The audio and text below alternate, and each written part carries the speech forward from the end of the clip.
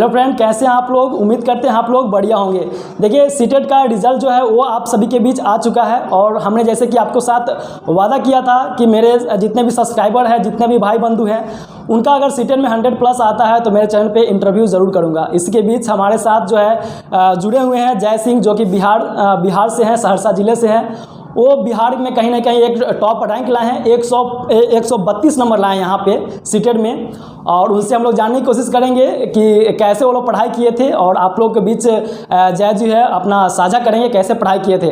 चलिए जय जी, बहुत बहुत कॉन्ग्रेचुलेसन आपको, सीटेट पास किए हैं। बहुत बहुत धन्यवाद सर आपने हमें मौका दिया सर इंटरव्यू लेने के लिए, इंटरव्यू देने के लिए सर आपका बहुत बहुत धन्यवाद सर। आपका ही कृपा आशीर्वाद है सर कि मतलब इतने अच्छे मार्क्स आए हैं। जी सर। जी तो अपने बारे में बताइएगा सर, स्टडी आपका किस तरह से रहा। सर अगर मेरे बारे में जानना है तो सर मेरा नाम जय सिंह है सर और मैं सहरसा जिला का रहने वाला हूं और मैंने अपनी 10वीं DAV public school Samastipur Bihar से की है और मैंने अपनी 12वीं जो है वो बिहार बोर्ड से ही की है। और 12वीं करने के उपरांत मैंने अपना प्रशिक्षण DLED 20-22 सेशन से उत्तीर्ण किया और CTET सर ये मेरा प्रथम प्रयास था और प्रथम प्रयास में ही मैंने CTET में 132 मार्क्स लाए हैं सर। जी बहुत बहुत कांग्रेचुलेसन आपको, फर्स्ट अटैम्प्ट में आपको 132 नंबर बहुत अच्छे मुकाम पे मिले हैं। इसके लिए बहुत बहुत थैंक यू सर। जी अच्छा, आप लोग बताएंगे कि जय जी, आप बहुत से स्टूडेंट कहते हैं कि सीटेट बहुत हार्ड है, हम लोग को 1-2 साल लग जाता है फिर भी नहीं निकलता है। तो आपका तैयारी ये कितने दिन का रहा जो आप 132 150 में एक बहुत बड़ी अमाउंट होती है, नंबर होती है, तो कितने दिन लगा आपको इस स्कोर को पाने के लिए। Sir basically CTET sir difficult exam नहीं है सर, और क्या कहते हैं अगर आप थोड़ा ध्यान देंगे इस पर और थोड़ा सा मेहनत करेंगे तो काफ़ी आपके लिए आसान ये एग्ज़ाम हो जाएगा। और यदि आप मेरी बात करते हैं तो जैसे कि मैंने लगभग जिस दिन नोटिफिकेशन निकला था उससे 1 महीने पहले से मैं 2 महीने पहले से मैं तैयारी कर रहा था। मतलब कि कुल मिलाकर मैंने 3-4 महीने टाइम दिए हैं सर, जो सच्चाई है। मैंने लगभग 3-4 महीने समय दिए हैं सर इसमें। और मैंने ये सेल्फ स्टडी से ही हासिल किया है ये, और इसके लिए मैं कोई ऑफलाइन कोचिंग नहीं करता था, मैंने ऑनलाइन ही पढ़ाई की है। यूट्यूब से मैंने पढ़ाई की है, लेट्स लर्न से और सचिन सर से मैंने पढ़ाई की है। और मुझे लगता था कि मैं अच्छे मार्क्स लाऊंगा, लेकिन 130+ लाना ये मुझे पता नहीं था कि इतने मार्क्स आ सकते हैं मेरे। लेकिन मैंने लगभग 3-4 महीने समय दिए और ये सचिन सर और हिमांशी मैम का इसमें योगदान रहा है। अच्छा चलिए, तो आपने पेपर 1 दिए थे, पेपर 2 क्यों नहीं दिए, आप ये बताइए आपका क्या रीज़न रहा। सर जैसे कि मैंने आपको बताया कि मैंने 2019 में ही 12वीं की थी सर, और 2019 में 12वीं करने के उपरांत मैंने 20-22 सेशन में DLED में अपना नामांकन कराया था। गवर्नमेंट कॉलेज है सर उसमें। अच्छा, यानी कि आपने इंटर के बाद ही तुरंत DLED कर लिया। जी सर, इंटर के तुरंत बाद मैंने DLED किया है। तो अब मतलब इंटर कंप्लीट हो गया है, DLED करना है हमको, अब टीचिंग लाइन में ही जाना है, तो ये कहाँ से आया कि हम टीचिंग करेंगे अब। जी सर बेसिकली मेरा जो फैमिली बैकग्राउंड है वो भी टीचिंग का ही है। मेरे माता और पिता दोनों शिक्षक हैं सर। और जब मैंने 2019 में अपनी 12वीं की थी, उसके बाद मुझे मौका मिला कि मैं अपने गांव के बगल में एक दूसरा गांव है सर, मैं कुछ दिन गांव में रहा था 12वीं के उपरांत। तो मैं होम ट्यूशन करूँ। जब मैं होम ट्यूशन पढ़ाने गया सर, तो मैंने एक चीज़ नोटिस की सर, जो टीचिंग जॉब है सर उससे मुझे सेटिस्फैक्शन मिलता था और काफ़ी सेटिस्फैक्शन मिलता था। और मेरे पढ़ाने के दौरान और मेरे पढ़ाने के वक्त जो मैं उन बच्चों के आंखों में जो अपने लिए रिस्पेक्ट देखता था, एक खुशी देखता था, इससे मुझे काफ़ी संतुष्टि मिलती थी। तो बेसिकली यह मुझे काफ़ी मोटिवेट किया, और साथ ही साथ मेरे माता पिता ने भी मोटिवेट किया कि टीचिंग लाइन एक अच्छा लाइन होगा, जो कि काफ़ी अच्छा लाइन है, जिसमें तुम खुद काफ़ी कुछ समझ पाओगे, काफ़ी कुछ एक्सप्लोर कर पाओगे, लाइफ टाइम सीख भी पाओगे। तो ये एक चांस था सर। उसके बाद सर ये कॉलेज का एक वैकेंसी आया, पूरे बिहार में आया था, जिसमें मैंने सर अप्लाई किया और मेरा हो गया सर ये DLED के लिए। जी आपका मार्क्स यहाँ पे देखने से चल रहा है कि आपका CDP में 30 में आउट ऑफ 30 लाए हैं। तो बहुत से बच्चे का सर सवाल रहता है कि CDP बहुत ज़्यादा टफ है, हमको पेडागोजी उसका समझ ही नहीं आता है। तो आप क्या किए थे जो 30 में 30 आ गए, आपके एक भी नंबर नहीं छूटे हैं? आने वाले बच्चों के लिए क्या कहेंगे जो वो भी तैयारी किएंगे, और आपका स्ट्रैटेजी था जो 30 में 30 आया है, कुछ बताइए सीडीपी के लिए। देखिए, जो भी देख रहे हैं, ये जरूरी नहीं है कि आपको 30 में 30 ही आए, आप अपना बेस्ट दीजिए। जैसे कि कहा गया है ना, कर्मण्यवाधी कारस्ते मां फलेषु कदाचन। आप कर्म कीजिए, अब फल क्या होगा वो कोई नहीं जानता है कि क्या आएगा, आपको नहीं आएगा। अगर आप फल की चिंता करने लगेंगे कि मुझे इतना लाना ही लाना है, तो कहीं ना कहीं आप डिप्रेशन में भी जा सकते हैं। तो आप अपना बेस्ट दीजिए, तो वही मैंने अपना बेस्ट दिया सर। और बात रही सीडीपी की और पेडागोजी की, जो कि हर विषय में आता है पेडागोजी, तो उसके लिए क्या है कि ये फैक्ट बेस्ड एग्जाम नहीं है कि आपको कोई पूछ दे, सपोज कीजिए कि भारत के प्रधानमंत्री कौन है, तो आप बोलिएगा श्री नरेंद्र मोदी, ये तो फैक्ट बेस्ड हो गया। लेकिन ये फैक्ट बेस्ड पेडागोजी नहीं होती, ये कॉन्सेप्ट बेस्ड होती है। आपको इसमें कॉन्सेप्ट लगाना पड़ेगा। तो उसके लिए क्या है, हाँ, तो ये तैयारी आप जो सीडीपी का जो तैयारी है वो किस प्रकार किए थे? कोई नोट्स, ऑनलाइन टीचिंग, या फिर सेल्फ स्टडी, या फिर ऑफलाइन कोचिंग? किस तरह से आपका जो सीडीपी का प्रिपेयर रहा? जैसे कि मैंने आपको बताया सर, मैंने ऑफलाइन कोचिंग नहीं ली थी। मैं मतलब यूट्यूब से ही हिमांशी मैम पर मैंने ज़्यादा फोकस किया था, और सचिन सर भी हैं इसमें कुछ सहायता देने के लिए। और क्या क्या तो साथ ही साथ सर आप बीच में क्वेश्चन भी डालते रहते हैं जो पेडागोजी का सर। हाँ, एनालिसिस भी मैंने कराया था सेंटर पे जाकर। तो मैं उसको भी देखता, मैं उसको भी मतलब उस पर भी मैं टिक करते रहता था सर। तो कहीं ना कहीं आप भी कहीं ना कहीं मुझे मदद की है थोड़ा बहुत। तो सर इसमें भी चलिए बहुत बहुत धन्यवाद जी सर। तो वही हिमांशी मैम, सचिन सर और आप लोगों का योगदान रहा है सर, यही कह सकते हैं सर जी।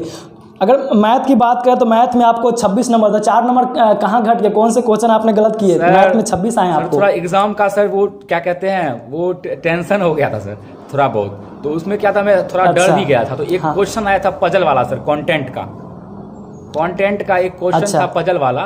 तो उसमें सर क्या कहते हैं, एक गलत हो गया सर कंटेंट में, और बाकी सर 3 पेडागोजी में गलत हो गया सर। मुझे लगता है कि यानी कि नोमेरिकल कितने बने थे आपके 15 में? नोमेरिकल की बात करें तो क्या बोले सर, मैथ के नोमेरिकल में कितने बने थे 15 में? 14। अच्छा, 14 लाए थे, यानी कि पेडागोजी आपका कहीं ना कहीं 1-2 नंबर रह गया। मैं थोड़ा हड़बड़ा भी गया था सर, ये भी एक रहा था कारण सर। अच्छा, और अच्छा। वही ईवीएस की बात करें तो आपको 27 नंबर आए हैं आउट ऑफ 30 में। तो 3 नंबर यहाँ पे कम देखने को मिल रहे हैं। तो इसका बताइए कौन सा क्वेश्चन फिर गलत कर दिए 3 नंबर इसमें? सर ये ईवीएस में सर कंटेंट जो थे, कुछ क्वेश्चन बाहर के भी थे ईवीएस में। तो अच्छा, हाँ, एनालिसिस भी मैंने कराया था। तो कुछ बता रहे थे बच्चे कि सर ईवीएस और लैंग्वेज पेपर 2 ये बहुत ज़्यादा मॉडरेट पूछे जा रहे हैं। ये थोड़े से टफ थे सर। टफ नहीं, मॉडरेट कह सकते हैं, टफ तो बहुत हो गया, मॉडरेट कह सकते हैं। अच्छा, आपका कौन से शिफ्ट में एग्जाम था, कौन से डेट में एग्जाम था, ये बता सकते हैं? सर मेरा सर ये था लगभग 25 को, 25 जनवरी। अच्छा, लास्ट में था आपका। तो लेकिन हाँ, तो ईवीएस में क्या देखने को क्या मिला आपको अनुसार से? 3 नंबर क्या रह गए आपके? नोमेरिकल में रह गए, या पेडागोजी में रह गए, कंटेंट में रह गए, या किस में कम रह गए? इसमें 2 रह गए थे, 2 गलत हो गए थे इसके कंटेंट के ही सर, और एक मेरा पेडागोजी का गलत हुआ सर इसमें, ये ईवीएस में सर। तो आउट का क्वेश्चन पूछ लिया गया था सर, तो उसमें थोड़ा प्रॉब्लम। अच्छा, हाँ, ईवीएस का भी बहुत से हमारे व्यूअर्स जो देख रहे थे, या फिर मैंने सेंटर पर भी एनालिसिस करवाया था, बहुत से स्टूडेंट जो है ईवीएस और लैंग्वेज पेपर 2 को लेकर बहुत ज़्यादा डरे हुए थे। और साथ ही जो सीडीपी का बता रहे थे कि सीडीपी का सर जितना भी दिसंबर से फरवरी तक एग्जाम हुआ है कि सीडीपी बहुत ही मतलब हलवा है, सिंपल क्वेश्चन है।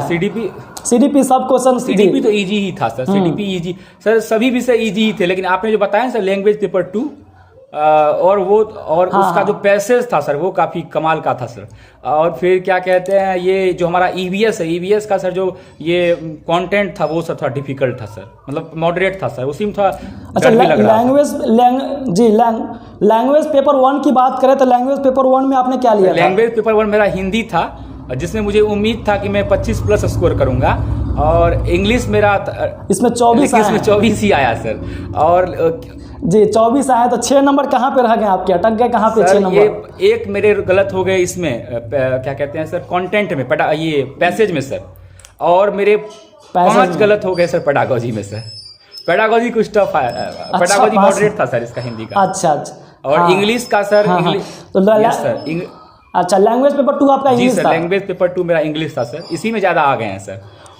तो लैंग्वेज पेपर में 2 में इनका 25 नंबर आए हैं, तो 5 नंबर इसमें कहाँ पे आपने गंवाए वो बताएं आप। सर पैसेज मेरे जो हैं सर वो एक बस गलत हुए सर पैसेज में, और पेडागोजी में सर मेरे 4 गलत हो गए सर इंग्लिश में। अच्छा, तो आप कुल मिला के आपका जो ये मार्क्स आया है 132 आउट ऑफ 150 में, तो आपका ये मोटा मोटी 3 महीने का ये आपका प्रिपरेशन था, 3 महीने का, साढ़े 3 महीने कह सकते हैं सर आप, साढ़े 3 महीने, साढ़े 3 महीने। अच्छा जी, 3 महीना। हाँ, तो आने वाले स्टूडेंट को क्या कहना चाहेंगे जो कि लगातार जो है ऑफलाइन के माध्यम से क्लासेस कर रहे हैं, जो कि सुबह जाते हैं और शाम को आते हैं, कहते हैं कि ऑनलाइन से मेरा निकलेगा नहीं, तो आप क्या कहना चाहते हैं जो ऑनलाइन से नहीं निकलेगा, वो ऑफलाइन पे ज़्यादा फोकस करते हैं, तो आने वाले स्टूडेंट को क्या कहेंगे, किस तरह से आप पढ़ाई किए थे और प्रीवियस ईयर का क्वेश्चन आपको कितना लाभदायक रहा, ये बताएं आप। सबसे पहले प्रीवियस ईयर के बारे में बताना चाहूँगा सर। तो जैसे कि मैं जो पिछली बार ऑनलाइन एग्जामिनेशन हुए थे सर, तो उसका सर मैं सेट मारता था, तो सर आश्चर्य की बात थी, मेरा 1-2 बार ही गया था 130 प्लस, क्या कहते हैं, प्रीवियस ईयर में। अच्छा। बाकी सर 120, 123, 120 प्लस मैक्सिमम रहता था, 130 प्लस नहीं रहता था, बहुत कम गया है, 1 बार गया, 2 बार गया है 130 प्लस। और जब कभी हार्ड शिफ्ट मतलब मॉडरेट शिफ्ट थे सर, वो पेडागोजी वो पैसेज के थोड़े डिफिकल्ट वाले, तो उसमें सर मेरे 114-15 ऐसे रहते थे। और यदि अच्छा, तो आप जो है जी, अगर आप बात करें PY की, जो प्रीवियस ईयर का क्वेश्चन था, तो कब से आप स्टार्ट किए थे? जी सर, कब से आप सेट लगाना स्टार्ट किए थे? सेट सर, सेट वही मैंने सर, जैसे एग्जाम में मेरा मतलब कि जैसे कि मैं एक करके ख़त्म करा था। पहले मैंने CDP ख़त्म किया, फिर मैंने अपना वो EVS, फिर मैथ, फिर हिंदी, फिर इंग्लिश, इस प्रकार मैं ख़त्म कर रहा था अपना सर। तो जैसे कि मैंने CDP ख़त्म किया तो मैं YouTube से, मतलब YouTube का कोई क्वेश्चन लेकर उसको मारता था सर। तो धीरे धीरे जब मेरे ख़त्म होने लगे, तो फिर साथ ही साथ में मतलब सर 1 महीना मैंने टाइम दिया है सेट पे, 1 महीना मैंने टाइम दिया है सेट पे, 1 महीना। तो आप मान रहे हैं ना कि बिना सेट का कुछ नहीं होने वाला है, क्योंकि सेट मारने से आपको अनुमान लग जाता है कि हम कितना प्रिपरेशन किए और कितने मार्क्स आ रहे हैं, अनुमानता हमको रिजल्ट का भी पता लग जाता है उसी समय। मुझे पता था कि मुझे 110 प्लस आएंगे। और जैसे कि आपने कहा सर, बहुत सारे बच्चे बोलते हैं कि ऑनलाइन से मेरा नहीं होगा, तो सभी का सर अपना अपना पढ़ने का स्ट्रेटजी होता है। किन्हीं को ऑनलाइन पढ़ना पसंद है, किन्हीं को ऑफलाइन पढ़ना पसंद है। मेरे बहुत सारे दोस्त हैं जिन्होंने ऑफलाइन भी कोचिंग की है सर, तो सबका अपना अपना स्ट्रेटजी है। लेकिन मैं आपको बताना चाहूँगा कि ऑनलाइन आप घर बैठे पढ़ सकते हैं, मतलब कि घर बैठे घर में रहकर आप अपना तैयारी कर सकते हैं ऑनलाइन में, किसी भी यूट्यूब से, यदि आपको अच्छा लगे तो काफ़ी अच्छा रहता है। इसमें आपकी खर्च भी नहीं होता, ना ही समय की बर्बादी होती है, नहीं होती आपका। ऑफलाइन में हज़ारों रुपये यहाँ पे 10-10 हज़ार 15,000 रुपये लिए जा रहे हैं, 15,000 20,000 लिए जाते हैं सर। मेरे भी दोस्त के लगे हैं लगभग 15, उसका 15-20 हज़ार लगा था सर, उनका भी सर।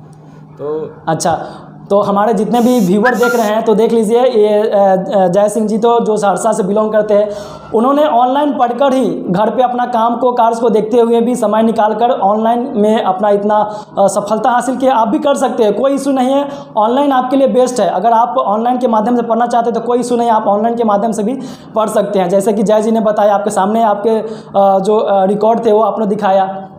जी जय जी। जी सर, बिल्कुल। कुछ कहना चाहेंगे? और जी सर, बिल्कुल। जो भी स्टूडेंट्स जो CTET की तैयारी करना चाहते हैं, जैसे कि अभी बिहार में 7वीं चरण आने वाली है, अब वो कब आएगी वो तो किसी को नहीं पता है, लेकिन आएगी, ये बात तो निश्चित है। अगर नेक्स्ट सीटेट को भी मौका मिल जाए तो और अच्छी बात होगी। तो अगर क्या कहते हैं, अगर आप CTET की तैयारी कर रहे हैं तो बेसिकली मैं यही कहना चाहूँगा। इसके लिए बहुत सारे बच्चे ऐसे होते हैं जो कुछ समय ही पढ़ते हैं, काफ़ी अच्छा मार्क्स ले आते हैं, लेकिन जैसे कि मैंने 3-3.5 महीने की पढ़ाई की है, तो बहुत सारे बच्चे भी मेरे विचार से, यदि आप थोड़ी सी मेहनत करेंगे और अपना कंसेप्ट क्लियर रखेंगे, खुद में कॉन्फिडेंस रखेंगे, और तो बेसिकली आप अच्छा करेंगे। डर तो सबको लगता है, सच्चाई यही है कि ऐसा कोई नहीं इसको डर नहीं लगता एग्जाम से। हाँ, कोई ज़्यादा डरता है, कोई कम डरता है। तो बेसिकली आपको जो है उसके अनुसार अपना स्ट्रेटजी बनाना है और कंसेप्ट क्लियर रखिए। आप अच्छे मार्क्स के साथ सीटेट क्लियर कीजिएगा और बिहार में आप चलिए लास्ट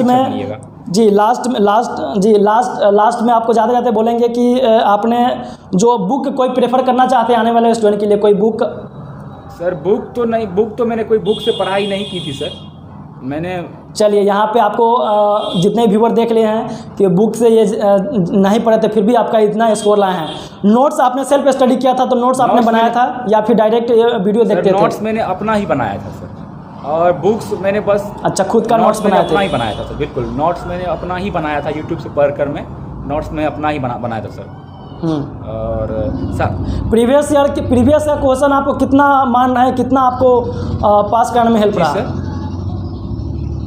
प्रीवियस ईयर का क्वेश्चन जो था 2021 का, उसमें से आप बनाए तो कितना % लग रहा है कि वो बनाने से मेरा रिजल्ट आ जाएगा सर आने वाले स्टूडेंट को? बिल्कुल, जो प्रीवियस ईयर के सेट हैं, जो इस बार जो आपके एग्जाम क्या कहते हैं हुए हैं CTET के, तो आप जब आप फ्रेशर्स हैं या फिर आपने एग्जाम दिया पास नहीं हुए हैं, तो आप क्या करें कि जो प्रीवियस ईयर सेट्स है और जो इस बार का सेट है उसको आप बनाए रहें। आप कभी कम मार्क्स आएंगे, कभी ज़्यादा मार्क्स आएंगे, लेकिन आप लोग लगे रहें, कंटिन्यूसली करते रहें, अच्छे मार्क्स बिल्कुल आएंगे, 100% अच्छे मार्क्स आएंगे।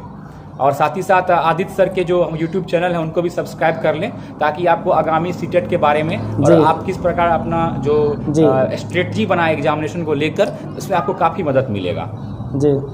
सेट चलिए बहुत बहुत धन्यवाद। चलिए यहीं पे हम इंटरव्यू को समाप्त करेंगे। साथ ही साथ हमारे व्यूअर जितने भी जुड़े हुए हैं उनसे रिक्वेस्ट है, चैनल को सब्सक्राइब कीजिएगा। साथ ही हम लोग नए सिरे को लेकर सीटेट को प्रिपरेशन के लेकर हम लोग नोट्स बना रहे हैं और हमारे चैनल पे सीटेट की तैयारी की जाएगी।